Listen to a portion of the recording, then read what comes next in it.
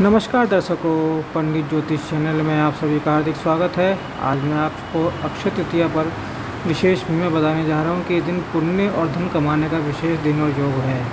Video पूरा अंत तक देखिए एवं वीडियो देखने से पहले आप हमारे चैनल को सब्सक्राइब कीजिए, वीडियो लाइक कीजिए।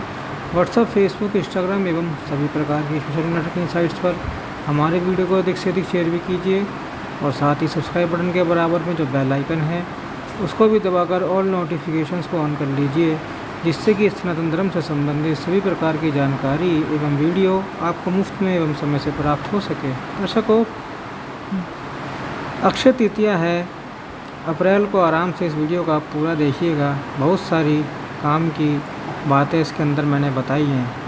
अक्षय का अर्थ होता है जो कभी क्षय ना हो, जो कभी नाश ना हो। तो ऐसा पुण्य मिलेगा जो अमर रहेगा, यानी उसका कभी नाश नहीं होगा।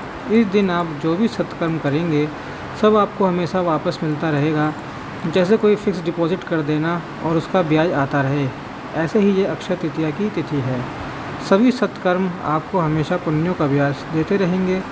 जन्म जन्मांतरों तक अद्भुत आध्यात्मिक कमाई है इस दिन की।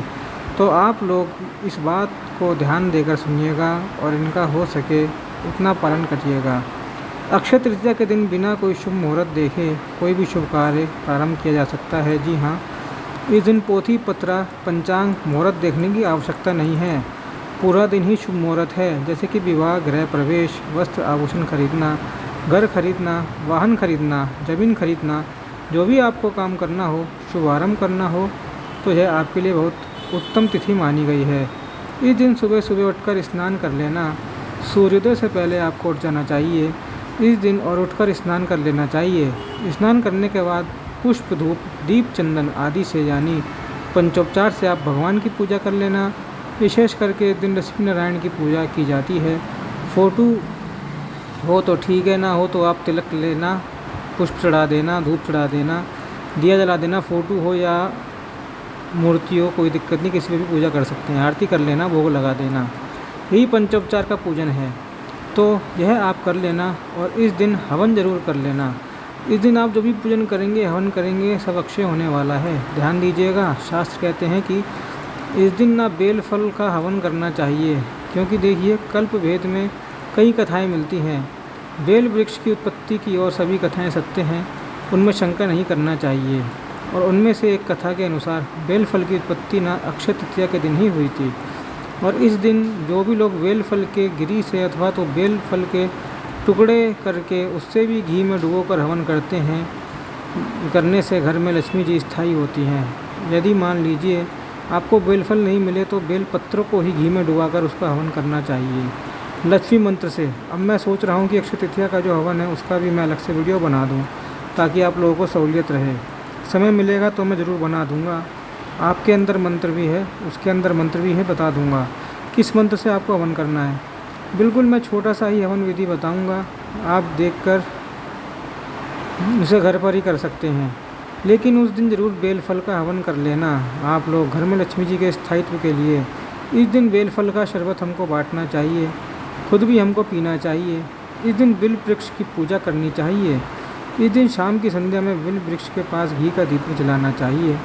इससे पापों का नाश होता है, पुण्य की वृद्धि होती है और लक्ष्मी जी स्थायी होती हैं। अक्षय तृतीया के दिन सोना खरीदना अत्यंत शुभ माना गया है। स्वर्ण खरीदकर घर में लाने से श्री यानी लक्ष्मी का वास होता है। शास्त्रों में स्वर्ण खरीदना इस दिन अत्यंत शुभ माना गया है। आप दोपहर से पहले सोना खरीदकर घर में लाना ठीक है। सोना खरीदने का मुहूर्त मैंने आपको बता दिया है। इस दिन ना त्रेता युगादि तिथि भी है। युगादि तिथि बहुत बड़ी तिथि मानी गई है, ठीक है। शास्त्र कहते हैं कि युगे युगे वर्षतेन दानम युगादि काले दिवसेन तत्फलम। इसका अर्थ है कि जो दूसरे युगों में अब ये कलयुग चल रहा है, तो द्वापर त्रेता सतयुग में उन युगों में यदि आप 100 वर्षों तक दान करें तो जो पुण्य आपको मिलेगा, कलयुग में युगादि तिथि के दिन एक दिन दान करने से वह 100 वर्षों का पुण्य आपको एक दिन में मिल जाएगा। तो यह युगादि तिथि इसी दिन है, अक्षय तृतीया के दिन ही। तो इस दिन ना खूब दान पुण्य करना बहुत इम्पोर्टेंट तिथि है। ये इस दिन क्या दान करना चाहिए? इस दिन पानी का घड़ा दान करना चाहिए। अब घड़ा दान करने कहाँ जाएंगे, किसको जाएंगे? तो आप चिड़ियों के लिए, पक्षियों के लिए भी छत के ऊपर रख सकते हैं सकोरा मिट्टी का पानी भर के, अथवा तो प्याऊ लगवा सकते हैं, ठीक है। और पंखे ओले यानी खांड के लड्डू, गुड़ के लड्डू, फिर चप्पल, जूते, छाता, जो गेहूँ चावल गौ के लिए दान करना चाहिए। वह गौ को रोटी गुड़ खिला देना, चारा खिला देना, पशु पक्षी को कुछ दाना चारा डाल देना। यह ना दान का जो शास्त्रों में बताया है मैंने आपको बता दिया। लेकिन दान कभी भी सुपात्र को ही देना चाहिए। ऐसे नहीं कि आप लोग किसी नशेड़ी भंगेड़ी को दे दिया दान और वह अपना सर्वनाश कर रहा है और उससे हमारा भी नुकसान हो रहा है। ऐसा नहीं करना, ठीक है।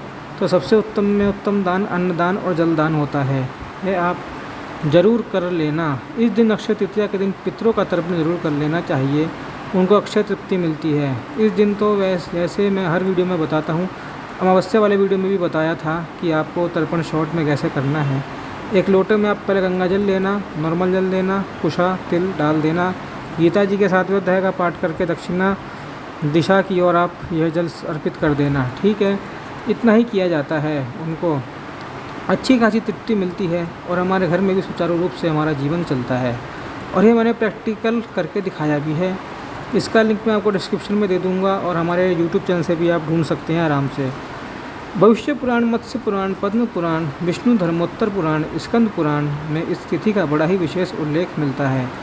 स्कंद पुराण के अनुसार जो मनुष्य अक्षय तृतीया को सूर्योदय काल में प्रातः स्नान करते हैं और भगवान विष्णु का पूजन करके अक्षय तृतीया की कथा सुनते हैं, वह मोक्ष के भागी होते हैं। अब मैं अक्षय तृतीया की कथा भी अपलोड कर दूँगा इस वीडियो के बाद मैं, तो वह आप अक्षय तृतीया के दिन सुबह सुबह सुन लेना। यदि सुबह में भूल जाएं सुनना तो आप शाम को, दोपहर में, जब भी आपको समय मिले, तीनों संध्या में, मतलब सुबह दोपहर शाम को ये भी सुन सकते हैं। पूरा दिन शुभ मुहूर्त माना गया है। आप इस दिन न यत्नपूर्वक जल्दी उठना, हो सके तो सूर्योदय से पहले उठकर स्नान कर लेना। मदन रत्न शास्त्र में आता है, अस्याम तिथोषय मूर्पति हूतम न दत्तम तेनाक्षय। इस पूरे श्लोक का अर्थ समझिए कि भगवान श्री कृष्ण युधिष्ठिर से बता रहे हैं कि हे राजन, इस तिथि पर किए गए दान व हवन का क्षय नहीं होता, इसलिए हमारे ऋषि मुनियों ने इसे अक्षय तृतीया कहा है।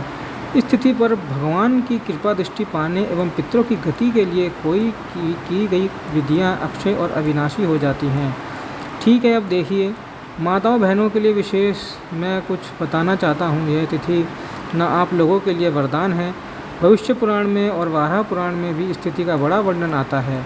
जो भी स्त्री विवाहिता हो ना और वह चाहती है कि मेरा विवाह संपन्न जीवन सुचारू रूप से चले, घर में धन धान्य की वृद्धि बनी रहे, सौभाग्य मेरा बना रहे, तो इसलिए माताओं बहनों को इस दिन जरूर व्रत उपवास करना चाहिए और हो सके तो बिना नमक के व्रत उपवास करना चाहिए।